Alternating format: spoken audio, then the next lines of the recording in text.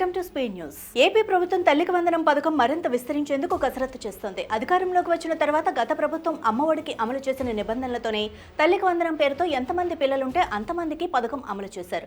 ఇప్పుడు ఆశా వర్కర్లు, అంగన్వాడీల్లో పనిచేసే వారి కుటుంబాలకు ఈ పథకం అమలు చేసే ఆలోచనలో ఉన్నట్లు ప్రభుత్వం ప్రకటించింది.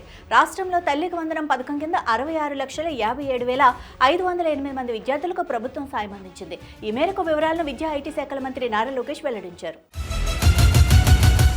ముఖ్యమంత్రి రేవంత్ రెడ్డి మేడారంలో పర్యటించారు. మేడారం సమ్మక్క సారాలమ్మలను దర్శించుకొని వనదేవతలకు మొక్కులు చెల్లించుకున్నారు. వనదేవతలకు తులాభారం వేసి 68 కేజీల బంగారం సమర్పించారు. సమ్మక్క సారాలమ్మ గద్దెల ప్రాంగణం విస్తరణ, పునర్నిర్మాణం చేయనున్నట్లు పనులను ముఖ్యమంత్రి పరిశీలించారు. ఈ సందర్భంగా మేడారం ఆలయ విస్తరణపై అధికారులకు పలు సూచనలు చేశారు.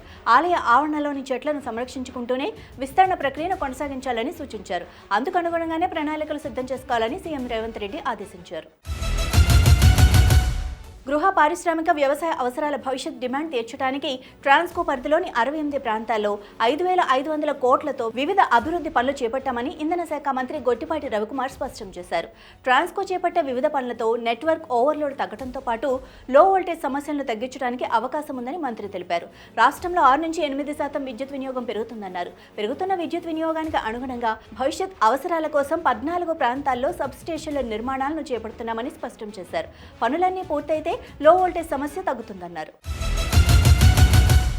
10 సంవత్సరాలుగా బీజేపీ ప్రజలను దోచుకుంటుందని తెలంగాణ మంత్రి పొన్నం ప్రభాకర్ ఆరోపించారు. జీఎస్టీతో పేదలకు లబ్ధి చేస్తున్నట్లే బీజేపీ నాయకులు బిల్డప్ ఇస్తున్నారని, జీఎస్టీ అంటే గబ్బర్ సింగ్ ట్యాక్స్ అని మొదటి నుండి చెప్తున్నామన్నారు. పేదలను దోచుకోవడానికి జీఎస్టీ తెచ్చారని, శవపేటికలపై, పసిపిల్లల తినుబండారాలపై కూడా జీఎస్టీ వేశారన్నారు.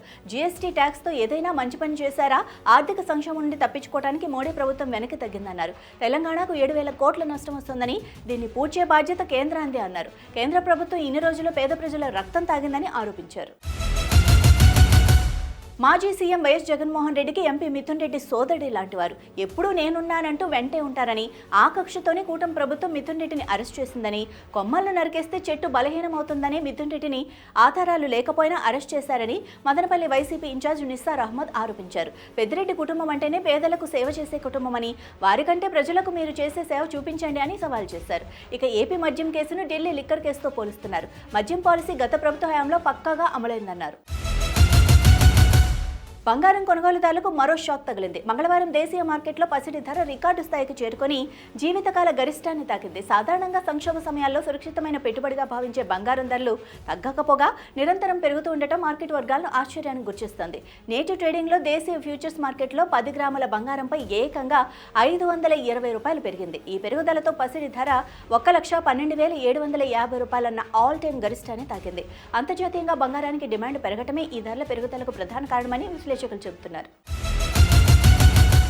ఆంధ్రప్రదేశ్ అప్పులపై రాష్ట్ర ఆర్థిక మంత్రి పయ్యావుల కేశవ్ అసెంబ్లీలో కీలక ప్రకటన చేశారు. ప్రజల కోసం అవసరమైన మేరకు మాత్రమే రాష్ట్ర ప్రభుత్వం అప్పులు చేస్తోందని, ఎక్కడా ఎఫ్ఆర్బీఎం నిబంధనలను ఉల్లంఘించడం లేదని స్పష్టం చేశారు. గత ప్రభుత్వం తరహాలో అప్పులను ఇతర అవసరాలకు మళ్లించడం లేదన్నారు. 2024 జూన్ 12 నాటికి గత ప్రభుత్వం ప్రభుత్వ రంగ సంస్థల నుంచి 9,74,556 కోట్లు అప్పులు చేసిందని సభకు తెలిపారు.